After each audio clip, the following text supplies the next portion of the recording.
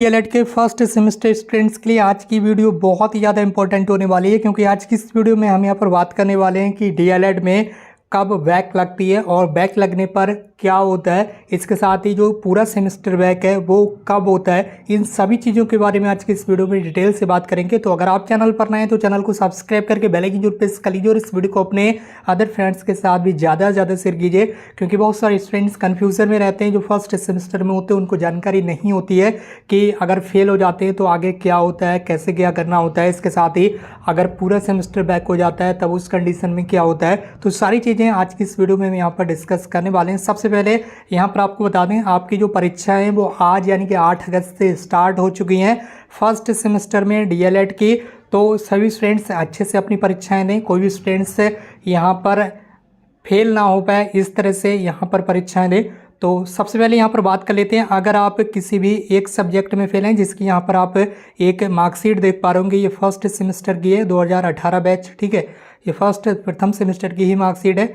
इसमें यहाँ पर आपको देखने के लिए मिल रहा होगा सब्जेक्ट, अलग अलग ये सब्जेक्ट देखने के लिए मिल रहे होंगे, जैसे कि बाल विकास से शिक्षण अधिगम के सिद्धांत, हिंदी, संस्कृत, कंप्यूटर विज्ञान, गणित, ठीक है। तो इस तरह से आपके सब्जेक्ट होते हैं। तो यहाँ पर जो आपके अभी एग्ज़ाम हो रहे हैं, ठीक है, जो कि पीएनपी की तरफ से कंडक्ट किए जाते हैं, सभी स्टूडेंट्स से जो भी फेल होगा वो इसी पेपर में फेल होता है। एंड इंटरनल एग्जाम में तो कोई भी स्टूडेंट्स फेल होगा नहीं, क्योंकि वो कॉलेज के ऊपर डिपेंड करता है। तो जो परीक्षाएं भी आप दे रहे हैं, अगर आप इसमें किसी भी एक सब्जेक्ट में फेल हो जाते हैं तो कोई प्रॉब्लम नहीं होती है। इसी तरह से अगर आप 2 सब्जेक्ट में फेल हो जाते हैं तब भी कोई प्रॉब्लम नहीं होती है। अगर आप एक सब्जेक्ट में फेल हो चुके हैं या 2 सब्जेक्ट में फेल हो जाते हैं, किसी भी रीजन की वजह से आपने मार्क्स सही नहीं ला पाते हैं, तो ऐसे में जब आप फेल हो जाते हैं तो वहाँ पर आपको स्क्रूटनी का ऑप्शन मिलता है, ठीक है। आप अपनी परीक्षा की स्क्रूटनी करा सकते हैं, ठीक, और उसकी फीस 200 रुपये होती है एक पेपर की। तो स्क्रूटनी का जो फॉर्म है वो रिजल्ट आने के कुछ दिन बाद ही 10 से 15 दिन बाद आ जाता है। आप अपने परीक्षा कॉपी की जो स्क्रूटनी है वो करा सकते हैं। अगर आप उसमें पास हो जाते हैं तो अच्छी बात है, और पास नहीं हो पाते हैं तो अब उसके लिए दोबारा से आपका एग्ज़ाम हो जाता है। अगर आप एक सब्जेक्ट में फेल हैं तब भी दोबारा से आपका एग्ज़ाम हो जाएगा, 2 सब्जेक्ट में फेल हैं तब भी दोबारा से आपका एग्जाम हो जाएगा। जैसे कि मान लीजिए अभी आप फर्स्ट सेमेस्टर में हैं और आप एक सब्जेक्ट में फेल हो गए या 2 सब्जेक्ट में फेल हो गए, तो क्या होगा, जब अगले वर्ष यानी कि नेक्स्ट ईयर 2025 में जब नए स्टूडेंट्स जो आएंगे, जिनके नए एडमिशन होंगे, वो नए स्टूडेंट्स के जब फर्स्ट सेमेस्टर के एग्ज़ाम होंगे तो उसमें आपका भी जो बैक पेपर है, एक पेपर का, एक सब्जेक्ट का या फिर 2 सब्जेक्ट का जो बैक पेपर है वो आप फॉर्म फिल करेंगे बैक पेपर का, तो वो पेपर आपका हो जाएगा, ठीक है। एक सब्जेक्ट में फेल है तब भी आपका बैक पेपर हो जाएगा, ठीक है। 2 सब्जेक्ट में फेल है तब भी आपका जो है वो बैक पेपर आसानी से हो जाएगा, कोई प्रॉब्लम यहाँ तक नहीं होती है, ठीक है। लेकिन बैक पेपर देने से पहले भी एक बार आपको मौका मिलता है आपकी एग्जाम कॉपी का स्क्रूटनी कराने की। अगर आप उसमें पास हो जाते हैं तो बिना एग्जाम के भी आप पास हो सकते हैं, लेकिन स्क्रूटनी में बहुत ही कम चांसेस होते हैं, 1% या 2% स्टूडेंट्स ही पास होते हैं। बाकी सभी स्टूडेंट्स के मार्क्स जो हैं सेम टू सेम वैसे ही रहते हैं, ठीक है। मार्क्स ज़्यादा इंक्रीज नहीं हो पाते हैं स्क्रूटनी में।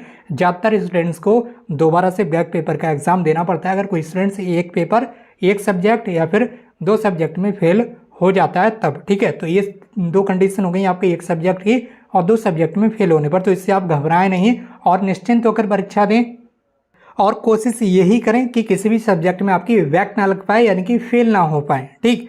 तो इसके साथ एक चीज़ और यहाँ पर आपको कंफर्म कर दें, जब आपका पेपर बैक पेपर आपको देना होता है, ठीक है, तो उस समय आप दूसरे सेमेस्टर की भी पढ़ाई कर रहे होते हैं, ठीक है। जैसे कि मान लीजिए अभी आप फर्स्ट सेमेस्टर में हैं और किसी भी एक पेपर में आपकी यानी कि एक सब्जेक्ट में आपकी बैक लग गई, तो ये पेपर आपका कब होगा, जब आप 3rd सेमेस्टर में पहुंच जाएंगे। उस समय क्या होगा, आप 3rd सेमेस्टर में पहुंच चुके होंगे और 3rd सेमेस्टर की भी परीक्षाएं होती होंगी। जैसे कि अभी आप देख ही रहे हैं कि फर्स्ट सेमेस्टर की भी परीक्षाएं हो रही हैं और 3rd सेमेस्टर की भी परीक्षाएं हो रही हैं, ठीक है। दोनों सेमेस्टरों की परीक्षाएं हो रही हैं। तो जिन स्टूडेंट्स की फर्स्ट सेमेस्टर में बैक लगी होगी वो 3rd सेमेस्टर वाले स्टूडेंट्स अपना बैक पेपर भी इस समय दे रहे होंगे।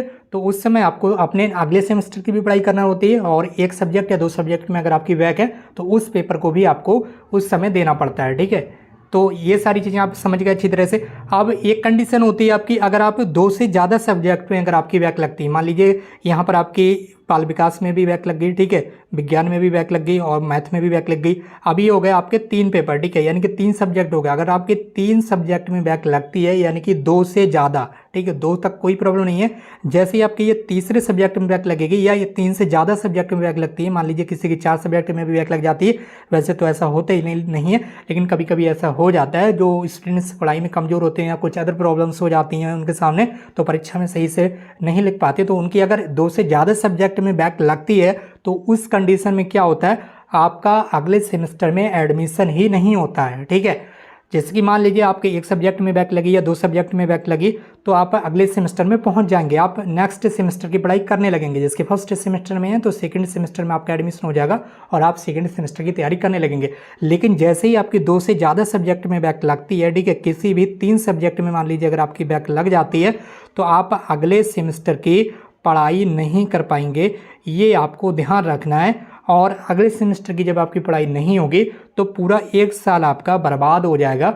और जब दोबारा से नए स्टूडेंट्स एडमिशन लेंगे फर्स्ट सेमेस्टर में, जब उनके एग्ज़ाम होंगे, उस समय आपको दोबारा से सारे पेपर, ठीक है, जितने भी सब्जेक्ट हैं ये सारे पेपर, यानी कि पूरा सेमेस्टर आपका बैक हो जाएगा और सारे सब्जेक्ट के जो पेपर हैं वो आपको दोबारा से नेक्स्ट ईयर अगले साल देना होंगे और 1 साल तक आप कुछ भी नहीं कर पाएंगे, पूरा 1 साल आपका बर्बाद हो जाएगा। इसलिए आप बहुत सोच समझ कर अच्छे से तैयारी कर लें, ठीक है। जितने भी स्टूडेंट्स हैं, चाहे वो फर्स्ट सेमेस्टर के हों या थर्ड सेमेस्टर के हों, सभी में सेम टू सेम यही रूल है। अगर आपके 2 से ज़्यादा सब्जेक्ट में बैक लग जाती है, चाहे आप किसी भी सेमेस्टर के स्टूडेंट्स हों, फर्स्ट सेकंड थर्ड फोर्थ, किसी भी 2 से ज़्यादा सब्जेक्ट में अगर आपकी बैक लगती है तो पूरा सेमेस्टर आपका बैक हो जाएगा और उस सेमेस्टर के पेपर अगले साल जब होंगे तब दोबारा से आपको सारे सब्जेक्ट के पेपर दोबारा से देना होंगे, ठीक है। ये चीज़ आपको ध्यान रखना है। ये तो आपको पता ही होगा, जो आपके इस समय एग्ज़ाम हो रहे हैं उसमें आपको 50% मार्क्स लाना कंपलसरी होता है। जैसे कि जो पेपर आपका यहाँ पर 25 मार्क्स का होता है, ठीक है, जो पेपर आपका 25 मार्क्स का होता है, जो परीक्षा आपकी लिखित परीक्षा 25 मार्क्स की होती है, उसमें आपको कम से कम 12 मार्क्स लेकर आना होते हैं, ठीक है।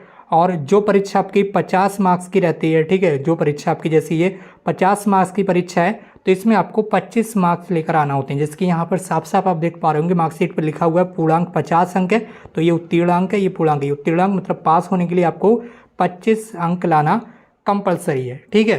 ये आपके रिटन एग्जाम जो अभी हो रहे हैं, इस इसी तरह से सेम टू सेम जैसे विज्ञान का पेपर 25 नंबरों का होता है तो इसमें आपको 12 नंबर लाना कंपलसरी होता है। इसी तरह से सामाजिक विज्ञान का पेपर 50 नंबरों का होता है तो इसमें आपको 25 नंबर लाना कंपलसरी होता है। अब आप कहेंगे ये आंतरिक क्या, इंटरनल आपका वो होता है जो इंटरनल कॉलेज के थ्रू मिलते हैं, जो प्रैक्टिकल मार्क्स होते हैं। प्रैक्टिकल मार्क्स में आपको क्या होता है, आपको 60% मार्क्स लाना कंपलसरी होता है। 60% कितना हो गया आपका, जैसे कि अगर इंटरनल पेपर आपका 50 नंबरों का है तो आंतरिक अंक जो कि प्रैक्टिकल जिसे बोलते हैं, तो प्रैक्टिकल में क्या होगा, 50 नंबरों का प्रैक्टिकल होगा तो वहाँ पर आपको 30 नंबर लाना होंगे। इसी तरह से जो 25 नंबर वाला प्रैक्टिकल कॉलेज के थ्रू होता है उसमें आपको 15 नंबर लाना कंपलसरी होते हैं। तो ये सारे नंबर जो इंटरनल वाले होते हैं इससे कोई मतलब होता नहीं, क्योंकि ये कॉलेज वाले ऐसे ही आपको दे देते हैं, ठीक है।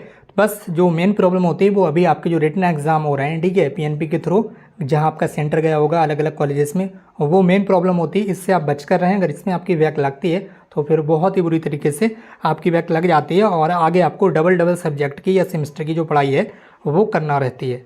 तो इस वीडियो को आप शेयर जरूर करें अपने उन भाई बहनों के साथ जिन्हें इस बारे में जानकारी नहीं है। और अगर ये जानकारी आपको पसंद आई हो तो इस वीडियो को शेयर कर दें अपने फ्रेंड्स के साथ। और अगर आप चैनल पर नए हैं तो डीएलएड वीटीसी से संबंधित पल पल की अपडेट के लिए चैनल को जरूर सब्सक्राइब कर लें। अगर आपका कोई सवाल है तो नीचे कमेंट बॉक्स में जरूर टाइप करें। आज की इस वीडियो में बस इतना ही। मिलते हुए एक नई वीडियो में एक नई इन्फॉर्मेशन के साथ। Thank you so much for